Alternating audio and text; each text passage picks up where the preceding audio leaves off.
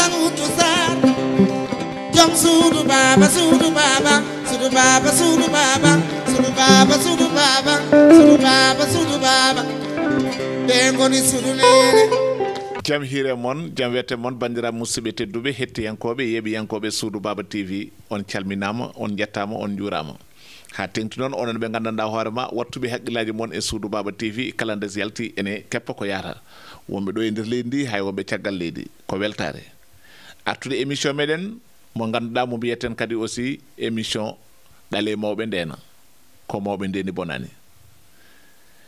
ngol ɗo konngol de ko konngol fuutankoɓe oɗo émission kadi wadde ko émission fuutankoɓe ko weltare e deuxiéme numéro meɗen hannde ngam artude ɗo henna e less caali men tawɗen ɗon jinnaɓe men ɓe oɗon gandi ñande mbino émission ɗale mawɓe ndena nde wonno ko mawɓe garata ɗo hande ɓe garat janggo kadi ɓe woɓɓe gara janggo kadi ɓe mbasa arde ko noon tan ko grand place ha yimɓeɓe ɓeeɗo famde hande tawtora oɗo émission ko jinnaɗo men o dañano tawtorede hecci hanki émission ɓennuɗo no woni ba men Oumar Ba ça c'est mon père o ko babam ɗum ɓooyi wona hande ko weltare hande kanko heddi kam jungo ñaamo koɗo men komo gowɗen hettade jinnaɗo men Abdoulaye Wayga hande noon garaten koye toɓɓere enɗam jiidigal koddigal e gonka leydi men Mauritanie holko jiiduɗen holno koddirnoɗen holno koddigal men wayi holno jogori koddigal men foti waade ha mbayen no poɗɗen waade ni mawɗo Abdoulaye bisimilla ma calmina bandiraɓe hade men artude toɓɓere meɗen bismillah arrahmani irrahim Alassane mi salminima mi juurimama moɗo duwanoma ane gondiɗo ma e émission mo mbatton oɗon pindina fuutankoɓe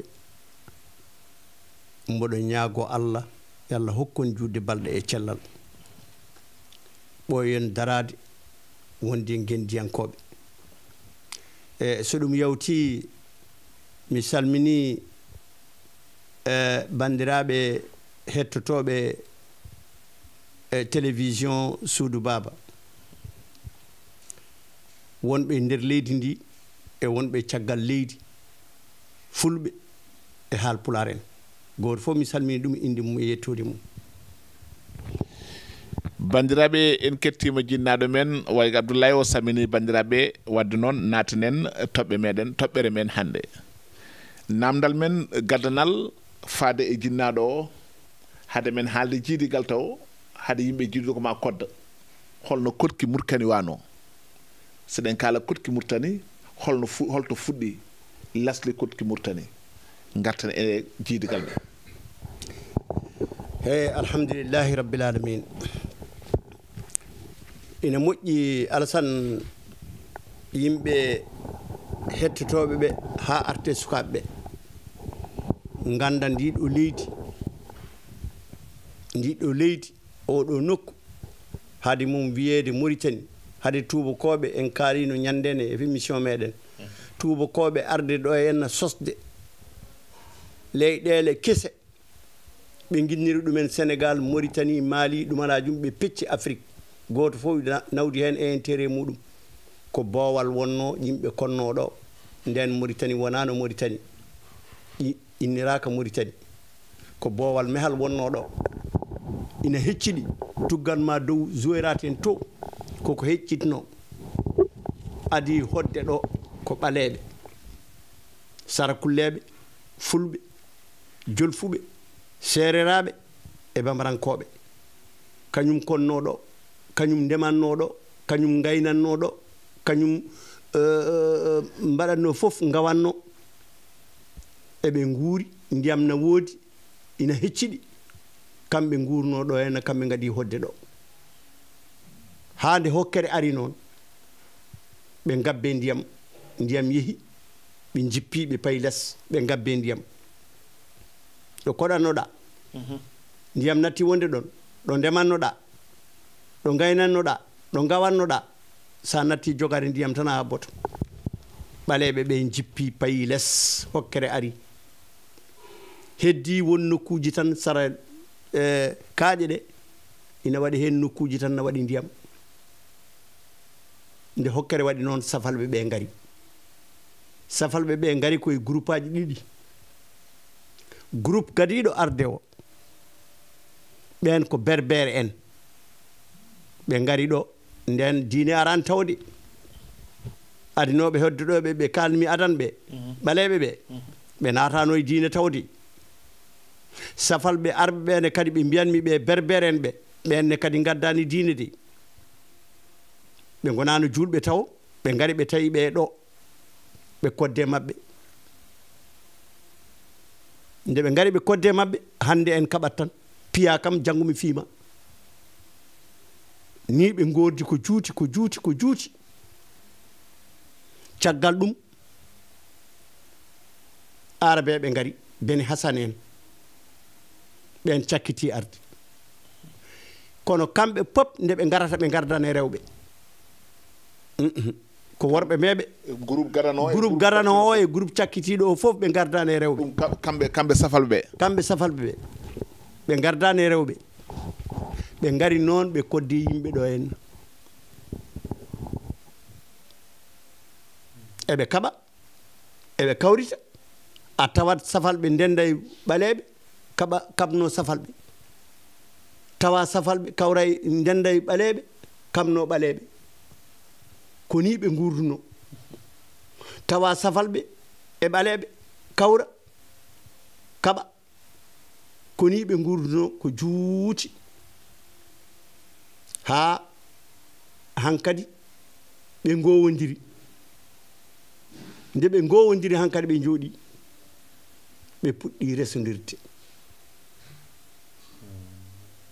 ko ni Mauritanie yimɓe gadi hodde ko ni worno wadde somi faami ko safalɓe ɓe puɗɗi resde e nder ɓaleɓe ɓe somi faami haala ma par ce que kamɓe nde ɓe ngari nde ɓe gardano e rewɓe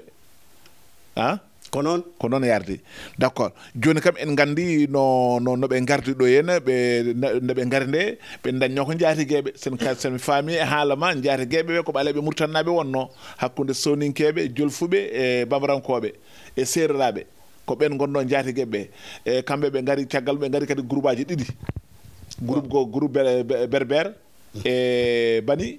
e beni hasan en voilà ko ɓen ngari ɗo hen te nde ɓe ngari nde kadi ɓe gardano e rewɓe donc wadde ko ɓe ndesi koye ɓaleɓe ɓe ko toon paaɗen wadde noon kadi berbere en ɓe kalta ko berbere wona arabe ɗemgal mabɓe ko berbere ko beni hasan en ɓe ngari ɓen ko arabe ɓen gaddi ɗemgal arabe kono ɓurɓe heewde ɓe kalata ko berbere ɓe ɗemgal mabɓe berbere ngal ɗemgal no wuuri ha hande ina woodi seeɗa d' accord ina woodi seeɗa kono koɓe haɗaɓe haalde ɗum men ngar hen ma en gar hen ɗum c'est intéressant koɓe haɗaɓe haalde ɗum joni noon ɓe ndesi e nder ɓaleɓe ɓe ko mbawɗa sifnade en jiidigal e holle leƴƴi ɗi gandanɗa hoorema hande e nder Mauritanie aɗa andi ɗiɗo leƴƴi dey walla noɓe mbirata ni ko galleji e nder Mauritanie walla nder safalɓe ene jottodiri e galle e fulɓe ɓe Alassane mi wima ɗemgal mabɓe ngal ko berbere nde ɓe ngari ala leñol capato gonɗo e nder Mauritanie ngol ala ƴiƴam ɓaleejo ɗuma haalin ɗum eyyi ko pour haalandema jiidugal ngal ala leñol ɓaleɓe gonɗo ɗo wona haalpular mum wona soninke mum wona bambaranke mum wona pullo mum wona jolfo mum mo ala ƴiƴam capato boɗejo e ɓandu mum ɗum firti ko kamɓe jiidi ɓe ndesodiri safal ɓe ndesi ko ɓaleɓe yeru tan kokkanmami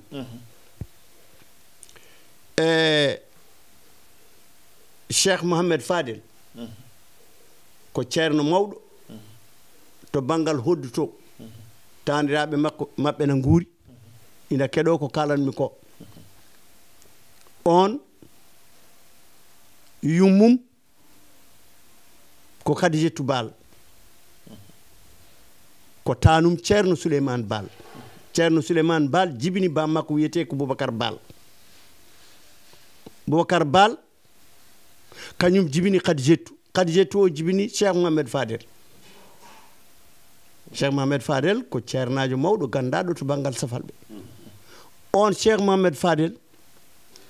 o resi ko ɓi eliman boubacar kane to dimat tekano hande eliman boubacar kane ala fayore e fouta ala fayore e safalɓe ko ceernajo mawɗo molanaɗo allah ɓinguel makko biyeteɗo nimjat ko on cheikh mohamed fadel resi wuro nana e nder Méderdra e département Méderdra ina wiye nimjat sénégal naɓe ne gara ɗo henna ina mbaɗa ziyara ñande fof to saha fof hitande fof wuro ngo innira ko ɓi eliman boubacar kane nimjat e cheikh nahamahullah radiallahu anhu yummum wiyete ko Baye Diallo ko pullo émir Mohamedel Habib Trarza o resi ko princesse waalo biyeteɗo Jembet Mbodj Mohamedou Bambari ko Lemtuna o resi ko la princesse ɓi lamtoro no wiye Fatmata Sall o dañde mum ɓiɗɗo gorko no wiye Ahmed on Ahmed ko on wiyete meeɗi laamade waalo ina wiye le roi du royaume de Waalo ina wiye Ndiadiane Ndiaye Sidil Mokhtar Ndiaye o woni président assemblée nationale Mauritanie yum makko wiyete ko Soukeyna Minti Hanchi ko Sibayi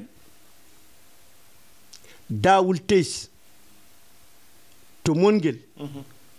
o meeɗino wonde président assemblée nationale yum makko ko hirnangue bosenajo wiyete ko Takko Kane Abdourahmane Ould Soyd Ahmed émir Tagan yummu wiyete ko Tileyla Minti Jebbel ha kono inde nde koko wakla koɓe sukaɓe rewɓe jeeɗiɗo yanoɓe ittoyde ɗacce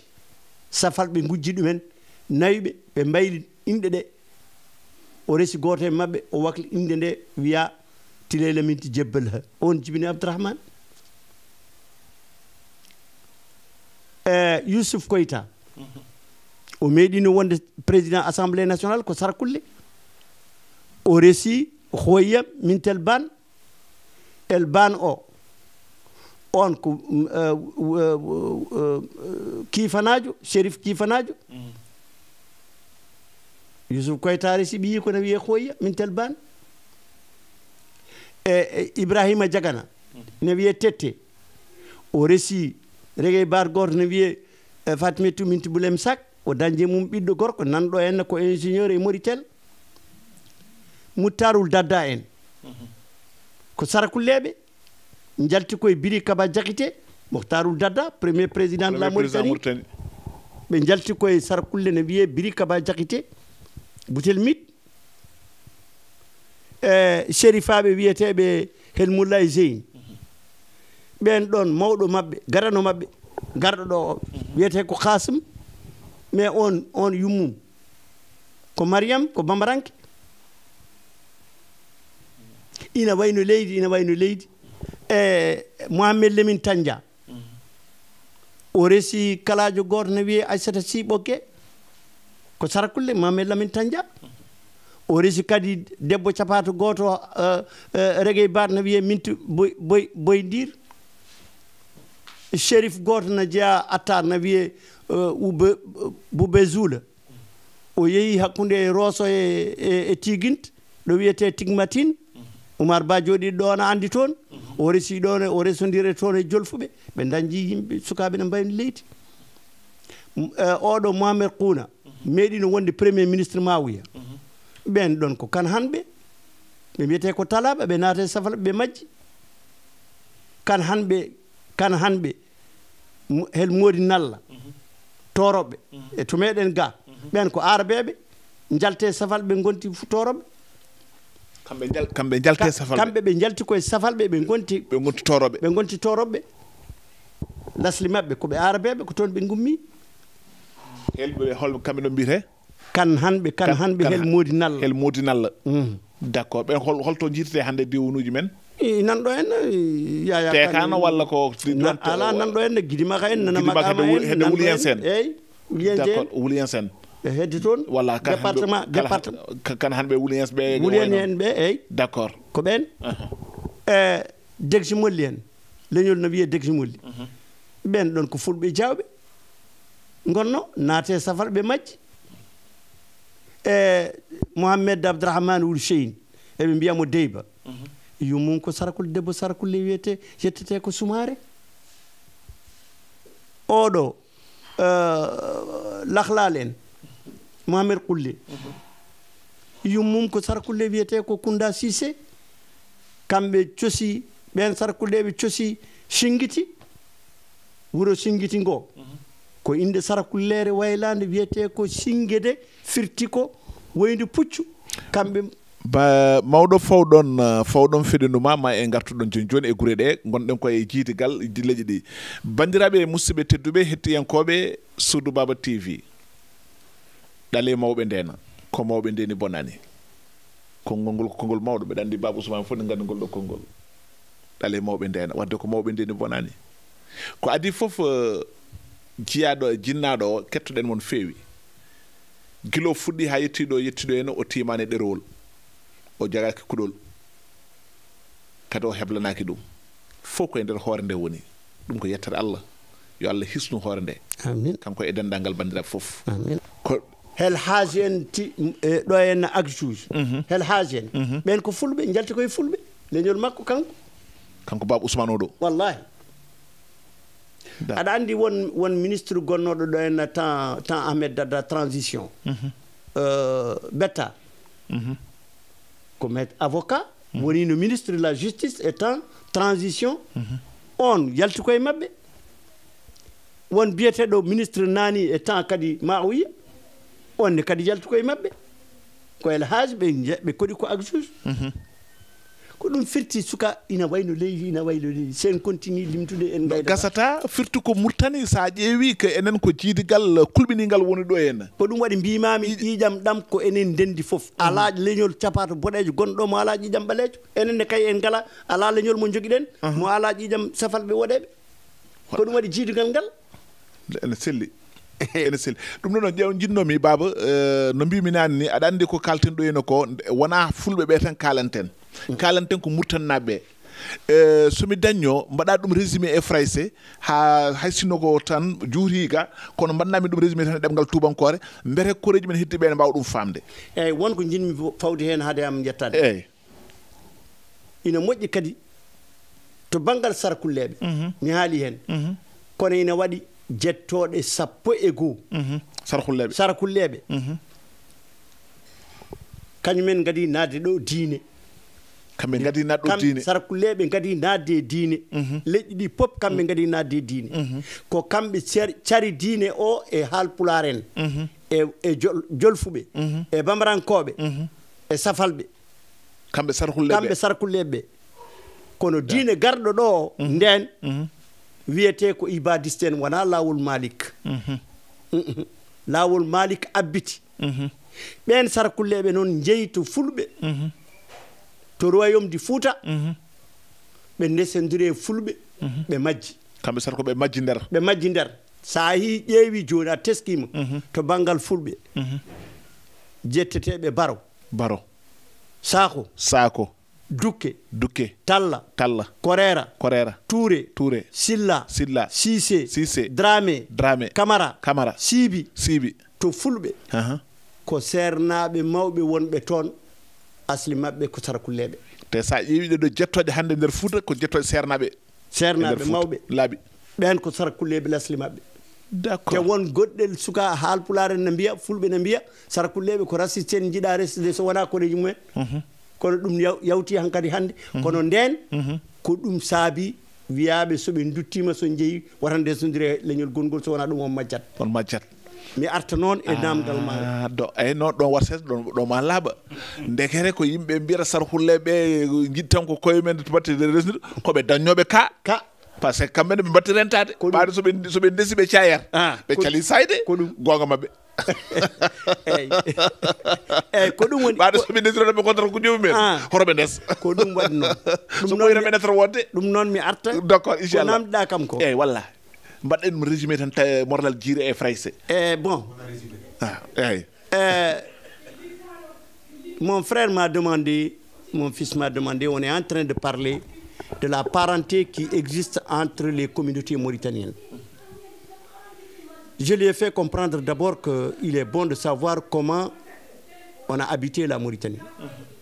Il y a eu une première vague. Ceux qui habitaient ici d'abord au départ, à l'époque où le Sahara était humide, c'était les Noirs qui habitaient là, Soninké, Pulaar, Wolof, Bambara et Serer. C'est les premiers habitants d'ici. Ils cultivaient, ils pêchaient et ils chassaient en haut, vers Zouérat, Attar, tout ça là, c'était humide, c'était des forêts, c'était des lacs. Mais avec l'avancée du désert, ils ont suivi l'eau, ils sont descendus. Les Berbères sont venus, les Lemtouna, c'est la première vague qui est venue ici, les Lemtouna. Ils sont venus, mais ils ne sont pas venus avec des femmes. Ils sont venus et ils n'étaient pas islamisés. Et ceux qu'ils avaient trouvés ici aussi, les Noirs là, n'étaient pas islamisés encore. L'islam n'était pas venu. La deuxième vague qui est venue, c'est les Beni Hassan. C'est les Arabes. Ils sont venus, ils les ont trouvés ici. Les gens ont vécu ensemble ici. Ils se battaient. Ils faisaient des alliances et des contre-alliances. Tu trouvais des Pulaars, des Soninké qui s'alliaient avec des Maures, qui combattaient des Maures. Tu trouvais des Wolofs, des Soninké et des Noirs qui s'alliaient avec des Maures pour combattre des Noirs. C'était comme ça qu'ils vivaient. Jusqu'au moment où ils se sont habitués les uns aux autres, ils ont commencé à se marier. Ils se sont mariés. J'ai dit qu'il n'existe pas dans ce pays, en Mauritanie qu'on appelle aujourd'hui, une tribu maure, blanche, qui n'a pas du sang noir dans ses veines.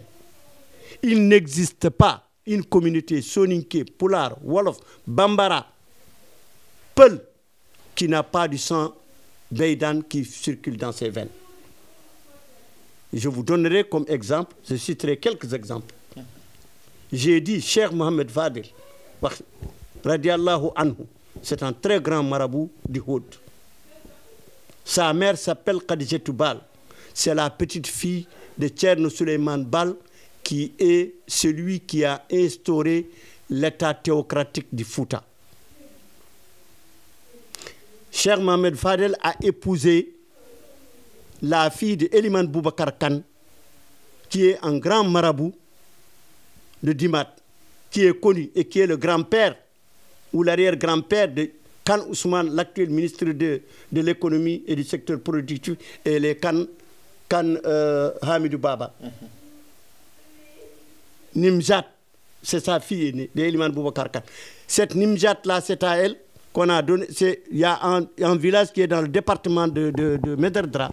qui s'appelle Nimjat. Les gens viennent faire la ziara. On lui a donné le nom de Nimjat,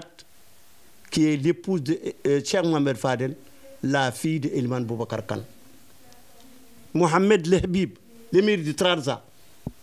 il a épousé la princesse du Waalo qui s'appelle Ndiembot Mbouch, une Wolof du royaume du Waalo. Mais j'ai dit que Mohamed Bambari, qui est en Lemtouna, il a épousé la princesse du Taureau qui s'appelle Fatmata Sall. Ils ont eu un garçon que les Wolofs appellent Ndjadjandaï, qui fut le roi du royaume du Waalo. C'est de Mokhtar Ndiaye. Sa mère, il a été président de l'Assemblée nationale de la Mauritanie. Sa mère s'appelle Soukaina Mintihanchi, c'est une Isbaï. Daoultes de Mongil, il a été président de l'Assemblée nationale de la Mauritanie. Sa mère ou sa grand-mère s'appelle Takokan, c'est une Peul de Hurinangue Bossé, du département de Kaïdi. Youssouf Koïta, Soninké, qui fut président de l'Assemblée nationale de Mauritanie, il a marié Khoya Mintelban. Mintelban, c'est un shérif de Messouma, de Kifa. Abdelrahman ou Seyd Ahmed, ou Bakar ou Seyd Ahmed.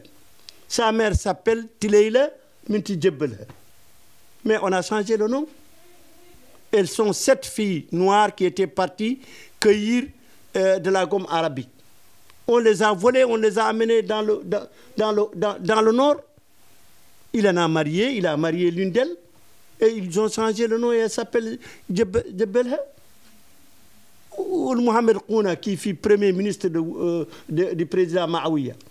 Mais c'est des Peuls, c'est des Talaba, c'est des Kan. C'est des Kan. Tourad Kamara, il a marié la fille de Sidi Abdallah ou le Haj Ibrahim, un grand marabout du Taga, et dont les enfants sont le professeur Cheikh Sadbou Kamara, que tout le monde a connu ici, et a enseigné, on les connaît. Il y en a beaucoup, il y en a beaucoup, il y en a beaucoup. Les métissages, c'est extraordinaire. Les moulaïs, les shérifs moulaïs, El Moulaï Zine, les shérifs. Mais cela, leur aïeux, Qasim. Mais sa mère, c'est une Bambara qui s'appelle Mariam. Le shérif Boubezoul de Ladrar. Il s'est déplacé, il est venu entre Tigint et Rosso,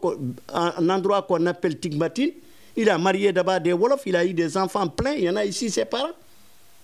Le président Mokhtar Ould Daddah, c'est des Gouladiberi, ils descendent d'un Soninké qui s'appelle Biri Kaba Djakité. C'est des Soninké d'origine. La tribu des Degzimouli. Mais c'est des Peuls Djaoubé qui sont entrés chez les Maures et ils ont disparu, ils sont devenus des Maures. La communauté des Kan Hel Mouridalla. Mais c'est des Arabes d'origine. Ils ont quitté leur origine, ils sont devenus des Torodo, des Peuls. Mais ça, c'est des exemples en plein. Il y en a plein. Il y en a plein. On va citer jusqu'à fatiguer. Les gens sont... Il y a El Haj de Tijikja. Les El Haj de Tijikja. Bettar, le maître Bettar, qui fut ministre au temps de la transition. Mais ces gens-là, Dagjouj, mais ces gens-là descendent des Peuls avec le ministre Nani. Ces gens-là descendent des Peuls. Tout ça, c'est pour vous dire que tout le monde est parent. On est tous des parents. Poulard, Soninké, Wolof et Serer, on est tous liés. Donc les gens doivent comprendre ça, les jeunes doivent comprendre. Même il y a des vieux ici, Maure, Poulard, Soninké et Wolof qui ne connaissent rien de tout cela.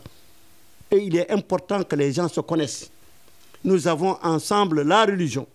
Nous avons ensemble le pays. Nous avons ensemble le sang. Je ne vois pas en quoi on peut être divergent. Vraiment. Mais vraiment, il n'y a aucune raison. Vraiment. Mais c'est l'ignorance. C'est l'ignorance. Pour moi, c'est l'ignorance. Et c'est pourquoi je me permets de dire des choses comme ça à l'attention de la jeunesse mauritanienne dans toutes ses composantes, pour que les gens prennent conscience. Il y a des petits groupuscules qui cherchent à diviser les gens, à opposer les gens aux autres affaires. Les Haratines viennent de nous. Les Haratines, là, ce qu'on appelle les Haratines. À ma connaissance, il y a peut-être d'autres origines, mais en tout cas, ils sont 4 groupes. Les premiers, ils viennent des Sérères qui habitaient dans le nord. Quand les gens se sont déplacés avec l'eau, la sécheresse, certains sont restés à côté des oasis pour cultiver. Leurs descendants, avec l'arrivée des Maures, ils ne parlent plus leur langage. Ils ne parlent plus le Sérère. Ils ont appris à parler Maure avec les gens et les gens les considèrent comme des Haratés. Mais c'est des Sérères d'origine. Personne n'a fait d'eux des esclaves. Ils étaient là-bas. Le deuxième groupe, c'est les Maures qui partaient sur la vallée où habitaient les Noirs. Ils les volaient, ils les amenaient pour en faire des captifs. Le troisième groupe, c'est les gens captés, vendus à la suite de la guerre entre les rois noirs. Les rois noirs se bagarraient. Et ceux qu'on arrivait à vaincre, on les prenait, on les vendait aux Maures ou on les vendait aux Soninko. le quatrième et dernier groupe, ce sont les gens descendants des armées, des forces armées des Noirs, qui sont partis appuyer Bakar ou Seyd Ahmed pour pacifier le Tagan. Quand ils ont terminé, quand il a conquis le Tagan, il y en a qui sont repartis chez eux, d'autres sont restés, et ont habité avec les autres, on les considère comme des haratines. Samori Oulbey, le syndicaliste, il descend de ces gens-là. Donc les gens doivent comprendre ces choses-là. Et on s'est mariés. Nous, on s'est mariés avec les haratines. Les Mours se sont mariés avec eux, mais ils sont issus de nous. C'est pour dire que tout le monde, le sang s'est mélangé, il n'y a pas de différence. Ceux qui veulent se singulariser pour dire que moi je suis ceci, c'est du top. Ça ne repose sur rien du tout. Et il est important qu'on clarifie tout ça pour que les gens comprennent qu'on est tous les mêmes. Merci. Bandiraɓe musidɓe tedduɓe hettiyankoɓe yeeɓiyankoɓe Sodou Baba Titi ɗale mawɓe ndena ko mawɓe ndeni bonani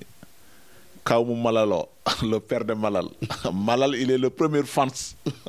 de le vieux là Malal kanko fans makko gadano ko oɗo vieux ndeysaan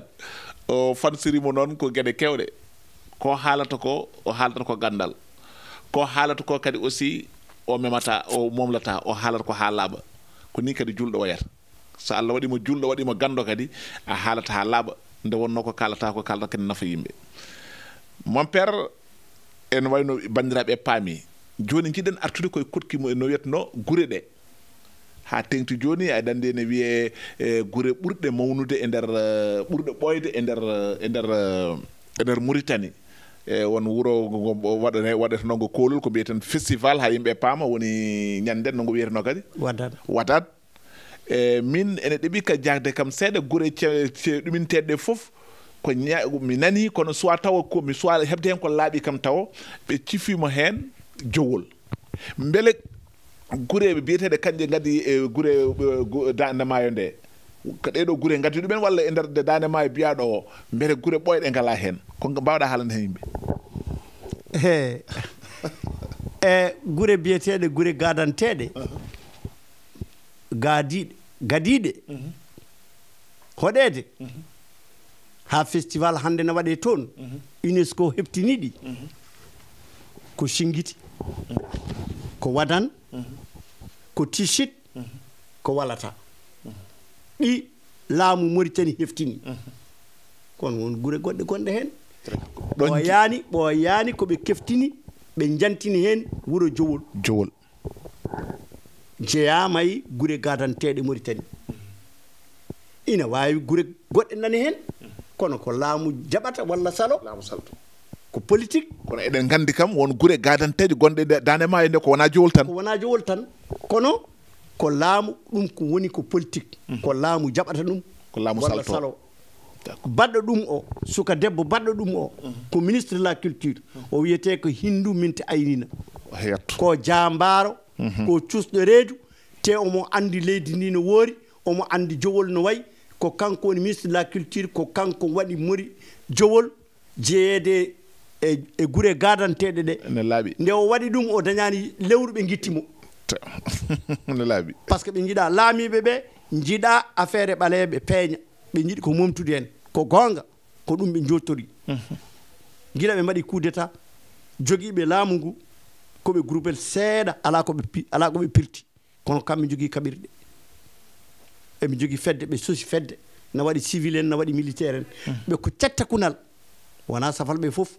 ko cetta kunal e safalɓe kamɓe laami kamɓe jogui pétalaji eɓe mballa noon leyɗele arabeɓe ko wayno Saddam Hussein en Mouammar Kadhafi en Bachar al Assad en ɓen ballatnoɓe pour tengtinde Mauritanie yo won leydi arabere ɓe kokka ɓe jamɗe ɓe kokka ɓe kaɓirɗe ɓe kokka ɗumanajum mawɓe men ardiɓe ɓe cuusano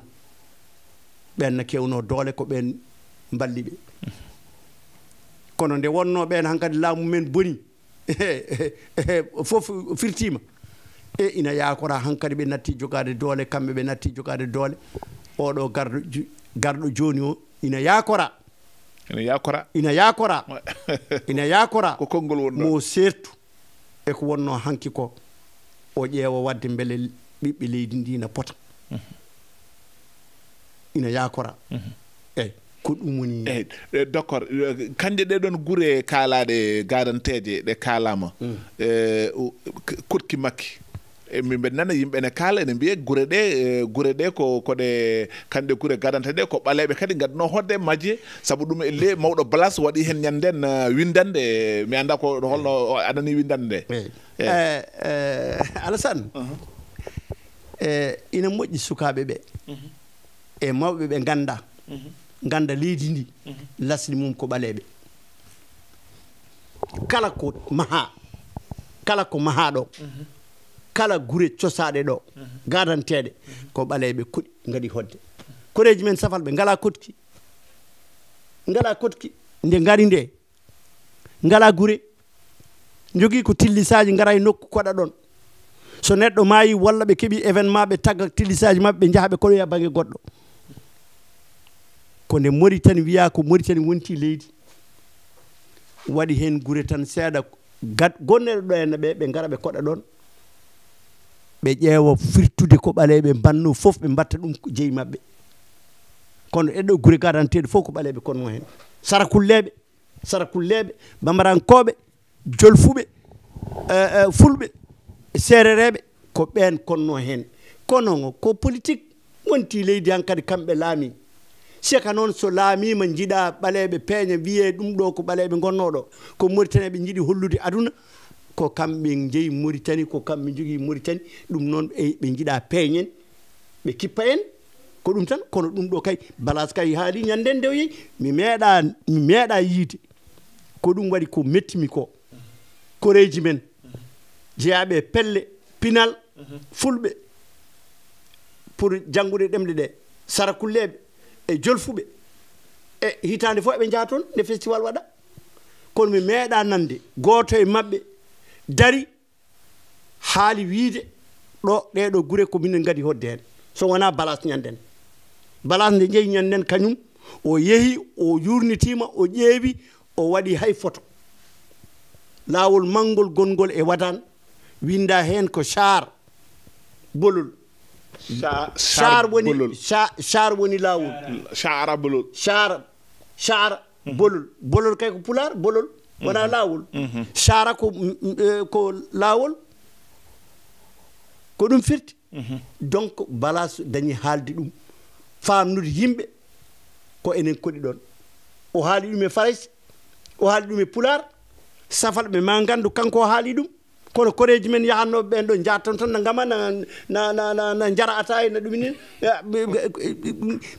sa woppade sa anda hoorema sa heftinani hoorema jaɓɓeɗa merci en paami ɗon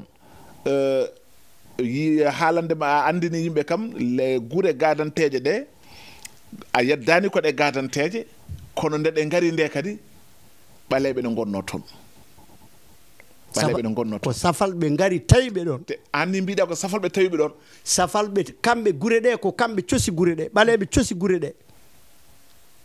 ɓaleɓe cosi gure ɗe safalɓe ngari kodde mabɓe ɗon safalɓe ɓaleɓe ɓe jippi ngabbi ndiyam payles ɓe keddi ɗon sa ƴeewi maheteri ɗi ɗum wona sapato mata suudu ɓakkere walla suudu kaaƴe materi ndi sa yi ɗum tan gandata ko ɓaleɓe konno hen d'accord ɓe gar ɓe kodde mabɓe ɓe batti jeeyi mabɓe hay inɗe ɗe ni saɗa tesko inde ko wayno singiti le ko helmere sarakullere singiti mbimami ko singede firti ko woyndu puccu singede juma gonɗo ɗon o ko sarakulle mahi ɗum o wiyete ko Cheikh Namori Camara o woni almami makko o maayi o ubbama e juma o sa naati jungo ma nano ko ɗon o oleli kono ɓe pirtiɓe batti ɗon inde capato e yanade makko nde kadi inde capato woni ɗon joni inde capato woni ɗon ko mbiyami ko bibliothèque suudu deftere na wonno toon defte na mbayno leydi na gonno toon fannuji ɗi pop ne janggueteno hen windira koye harfere arabere kono ɗemgal ngal ko ɗemgal soninke eɓene goppi ɗum moƴƴi nana ñaami ɗum ha laaɓi nde wonno wona ko mabɓe ɓe jiiɗi ko firtiri yo majju kamɓe mbindata ɓe mbinda ɓe mbiya ɗum ɗo ko minen koɗi ɗo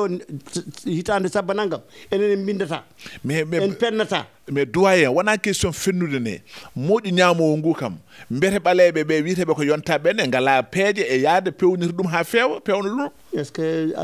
alassane sara est ce que ɓe gandi ɗum ni est ce que ɓe pinani ɗum ni est ce que ɗum no woƴi ɓe ni yontaɓe ɓe wadde ɗum woƴat goƴaka ganda pinani ganda ni ko heewe Mauritanie gande tan ko so parti ari diwane ƴattodira yummiraɓe babiraɓe ne jana mbaɗan goto min gotana kaari mi ala mi wotanani ko ɗum tan waɗi ɓe keeɓa ko mbaɗe poche uji mabɓe ɓe gona wullude ɓe mbiya enen ken hoɗaɓe enen ken haɗaɓe enen ken ɗumanaji mais enen en ceeɓani hen yo koreji ɗi jaafomi vraiment so tawi wonko kalmina muusi neɗɗo yo yaafomi kono ina muusi ina metti en mbindata ko kamɓe mbindata ñalawma hande kala ɗo jaaɗa e internet a fii Mauritanie a tawata toon affaire ɓaleɓe trace goto ɓalejo ala hen ko safalɓe tan tarik mabɓe haalte histoire mabɓe haalte ko ɗum waɗi koreji men africaine tubakoɓe ne gandi arabeɓe ne gandi ko enen jeeyi leydi ndi ko enen koɗi ɗo kono ɓe kalta mais ala mais doyen so tawi no kaldirɗa ni et puis effectivement ko noon woodi sa naati joni internet tapi Mauritanie jiita toon tan ko histoire uji ɗum ɗo mais sukaɓe janggoɓe wonɓe e nder internet mais koɓe tawate fawru ndu ko ɗum ɓe cikkata ɗum woni ko woodi ko mais ko ɗum wadde noon bandiraɓe ne mbaɗi défaut eɗen mbaɗi défaut enen kay wona défaut tan enen kay mi anda no haaldirte somi haari ka bone kalan a waɗi hora haal ɓaade ko bone kalta hora haal mi haalata par ce que ɗum moƴƴani non no muusi non ene muusi eɗen gandi souvent wonno kaldirta kadi aussi ko noon tan ene kolli Allah bandiraɓe musidɓe tedduɓe hettiyankoɓe yeeɓiyankoɓe Suudu Baba TV émission nana juuta nde wonno wona tan émission goto mbaɗɗeten makko e kala saaha ma en gartuɗo en kadi yewtide mabɓe kamɓe mawɓeɓe kamɓe jinnaɓe ɓe émission men émission ɗale mawɓe ndena en kettima ko jinnaɗo Abdoulaye Wayga haali ɗo ene ko joni jinnomi gonɗen koye fin émission meɗen e haali ɗo jiidigal ngal a haali ɗo kotkiki hol message mo dokkata ngal ɗo jiidigal ngal wawa nanguede holno yimɓeɓe poti wadde ha mbawa wurdude taw ko gurdam moƴƴam hanka caggal nde gandi ko jiidi so yimɓe gandi ko jiidi ene poti jogade feere no mbaɗata ha ɓeyɗo nangude jiidigal mumen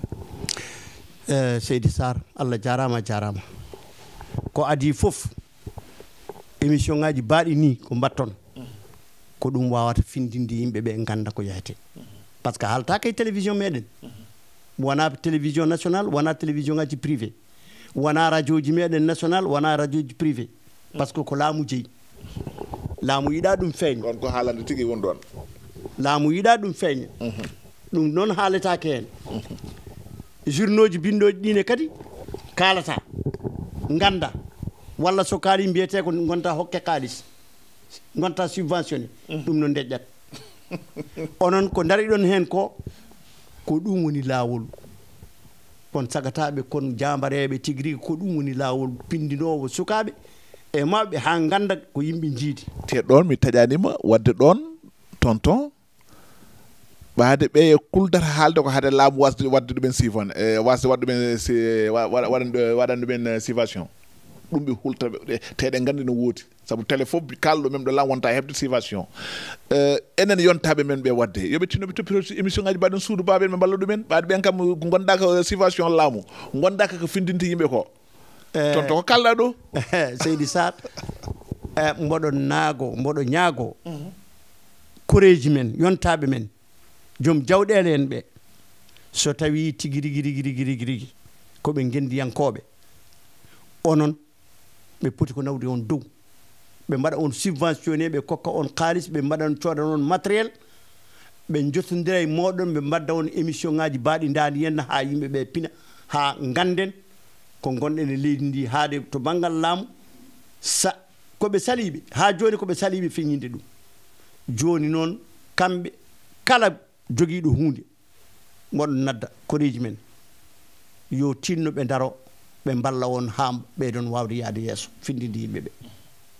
so ɗum yawti pour jabade konngol ma ngol mi haali en ɗam ina moƴƴi d' abord sukaɓe ɓe ganda ɗum émission ngaji baɗirani ko ɗum findinde sukaɓe ɗum noon moɗon ñaago sukaɓe ɓe kamɓe fof yoɓe keɗoto suudu baba yoɓe keɗoto suudu baba yo mbaɗ ɗum subventionné mbele yoɓe car yo mbaɗ abonné e suudu baba yimɓe ɓe ganda ɗum mbawa finde so ɓe gandi ɗum capatu mum haalpular mum soninke mum wolof mum bambara mum ɓe nanggotira ɓe gandi koɓe jiidi ɓe nanggotira ɓe calo hankadi yimɓe naafigueɓe yahoɓe ne mbiya ne ceerno na taƴa en ɗam an ka arabe o ko ɓaleejo a fota yaadude e muɗum walla min komi sarkulle o ko pular a fotani yaadude e mum walla oɗo ko jolfo oɗo ko bamaranke walla jeyaka ɗo walla koni ɗum ɗo fof ko naafigagal ala ɗo fawi enen fof jiidi ɓe ndento ɗum ɓe goɗɗito ɗum ɓe nanggotira so tawi safalɓe tooñi sarkulle yo koreji maɓɓe safalɓe jante sarkulleɓe kabno koreji mumen ko ni kala leñol tooñaɗo so tawi min komi sarkulle mi tooñi pularen yo koreji am sarkulleɓe jante pularen kaɓa e koreji mumen ko ɗum wallata en beele eɗen jaara yeeso par ce que enen jiidi ko haalte ko sarnirde yimɓe ala ɗo fawi kono ɗum jinmi suka men d' abord yoɓe ketto suudu baba ko toon ɓe gandata gonga o yoɓe mbad abonné e suudu baba ha heewa koreji men joguiɓe jawdi yo mbatɓe financier beele ina ɓeydo sarade ha yimɓe ganda ko goni beele fenade hippade nde beele ene hippite mbawen yaarude yeeso ma hen leydi men Mauritanie ala ɗo gonɗen ala ko joguiɗen so wona ɗo Mauritanie tan jeeyiɗen ko ɗo tan joguiɗen te ko ɗo mayaten enen kala ko Allah addi en ɗo enen fof ndenduɗon ɗo ɗum noon ko ndenduɗen ko hunde tinde leydi gotiri diine goto e ƴiƴam gotam so tawi en kawrani nde mi anda ɗo ala leydi mi yittinani dey ala leydi gonde aduna mbaɗon ni henna tawa diine goto ɗum waɗani hay to arabeɓe leydele arabeɓe sewdide kalteɗo gon gonɓe toon wona joom diine ɗum noon enen dañi ko saɗi eɗen poti nangtude ha tiiɗa fawɗon fiɗen bon ɗum noon bandiraɓe musidɓe tedduɓe émission men gasi ha laaɓi en jiiɗa continde e mbawa haaldude foof ko heddi ko ɓuuri hewde kono kadi suudu baba tampata arde e ɓeɗo babiraɓe hande mawɓe men ɓe ko wayno jinnaɗo men Amadou Tidiane Sall dañani arde koye haaju woni ko wayno jinnaɗo men Salif Wane kañumne hoore muɗum omo jogui sankare sehi musidɗo makko goto woni Abdoulaye Siré Ba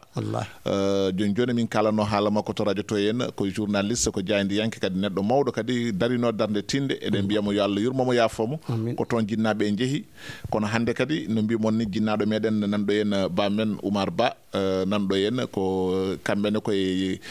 yewtidiɓe ɗo tawatanɓe kamɓe kala saaha baba ko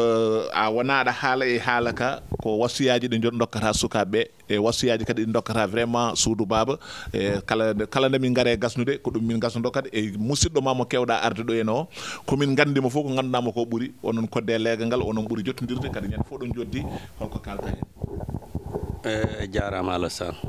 min kalami d' abord ko yettude wayga yo Allah ɓoyno waɓene mum so ɓooyi tan nafat heddi leydi ni min mbeɗeni he tan gueɗe mbeɗa yinno Allah ittu ɗum tan ko eɗen goni o ko haalpular o ko cappade o ko hardane o ko jolfo en koɗata en mbawa hoddu par ce que an tawi hay Fuleylini e Boydani e Koyri e en jahata ɗum en mbawa yaade il faut ko guitten ɗum e ɓerɗe men mbawen hoddu mbawen hoddu Ndiaye Kane yimmo ko cappate Wulade Nas tirbi ɓurɗo mawno sen Mauritanie pourtant bammo ko haalpular te kamnaji Ticit to hoɗi toon ko fulɓe wiyeteɓe Masina woni baba mine woni Wulmammo en ɓen ko fulɓe Wulmammo colonel Wulmammo ɓen jeeya ko Ticit koɓe fulɓe woni eyyi ko ɗum noon ko noon tan yimɓe ɓe jaari min mbeɗa ñaaguimon continue jeeya sukaɓe mbiyonɓe yoɓe gandu yimɓe fof jiidi gacca o ko hardan o ko halpular o ko maccuɗo o ko labba o ko ɗum yen ceerto ɗum are jilɗen koɗul ɗen ene fof ɗo mayaten minen min gayni woƴƴi amen ko ɓe sukaɓe ɓe yo taw leydi no feewi minen min mbaɗi échoué par ce que min paamani jombata sinon safaɗum nene poti andu leydi ndi ko ndendaji enen fof ndendidi ɗo mayaten ɗo keddoto ɗen ɗo ƴeemen jiitete genale nan ɓe baba ɗon ɗo ɓe yiɗi garta ɗo seeɗa ɗo mbiɗa minen mawɓe ɓe min mbaɗi échoué way min holko jiɗɗa haalde ɗo nani haalama minen min gardi ɗo ko indépendance yimɓe ɓe gardi pahma komi ɗanniɗo komi ɗanniɗo mi ari alassane may kanto wayga wi e bisimilla ma walli ama liggey wayga wiyami an de mbeɗa joguiɗa terre ami rokki ala komi ɗannima komi koto Fouta mbiya yiɗa terre o mi yiɗa terre mi yiɗa noon ɓe mbaɗa donc mayami ko loyer mayami ko loyer are goppen ɗum are se jii leydi mbaɗen gasaran yimɓe fof mbaɗata ni te kadi mbeɗa ñaagui Fuutankoɓe yo kaaldata laamu laamu ko Allah addi Allah ittata yoɓe kaaldata mumen so on jeeti président on kaalde mum ma won ko ittani mon ma won guittuɗon ma on nanodira nokku isi wona darode ga wiya min de min kam haalta e maga min oɗo ko barɗo mi haalta e ma sa haaldami peeɗa are kalde ɗen isi are toppiɗen mawɓe men hay so tawi bone mbaɗino mawɓe ne keddide ballodiren wonko Allah rokki men ko wayga wi ko diine ala leydi mbandino Mauritanie wodani diine ene fof juldata jama pourtant so en cirten kaaɓi eyyi d'accord ɗum tan jinnomi haalde a jarama wadde bandiraɓe musidɓe tedduɓe hettiyankoɓe yeeɓiyankoɓe émission men émission Suudu Baba signal nana waɗe ɓe mbi émission ko gasi ha laaɓi technicien ne mbaɗa hen Allah jarama ɗo e micro no kewmi widni ko musidɗo moon Abdoulaye Ibrahima Sarr ɓurɗo lollude Alassane Woudou Sarr koɗo men joom émission jeyɗo émission on woni Abdoulaye Wayga le doyen yo Allah rokken kadi hawride e oɗo saaha hande darno sara meɗen walla joɗino sara men ɓeydi hen ɓeydango men ko jinnaɗo men Oumar Ba en beltanima ɗo en to caméra to henno ko Malal Abdoul Seck oɗo émission nok eɗen mbaɗa ɗum e dow inde musidɗo men sehil meɗen Cheikh Abdoulaye Bayla Fall mo ganduɗa kañum sonno caméra ji ɗiɗo gonɗo to to États-Unis mbeɗa ando wela ko eɗen teddinirmo oɗo émission hande kanko e Malik Isaka Diop on cuballo jeeya ko Thilbé Mbagne Samba nana nulde en battiraji e micro ji nana ara e lawol oɗo émission waɗa koye dow inde mabɓe ɗum ne kadi kala numéro gaddo ma en beltin ɗum goto e wallidiɓe Suudu Baba daraniɓe Suudu Baba ma en beltin ɗumen émission ngaji ɗi bandiraɓe musidɓe tedduɓe yo jaam ñallu so jaam ñallu yo wal e nder addunaɗo ɗo kala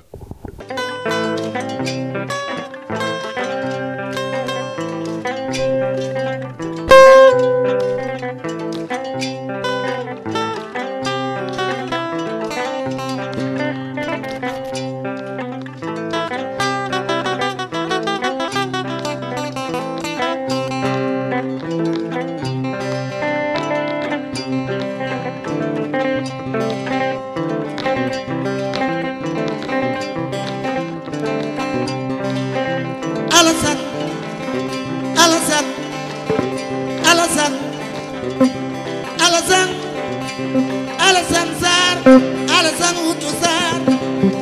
jom Suudu Baba Suudu Baba Suudu Baba Suudu Baba Suudu Baba Suudu Baba Suudu Baba Suudu Baba ɓe ngoni suudu leydi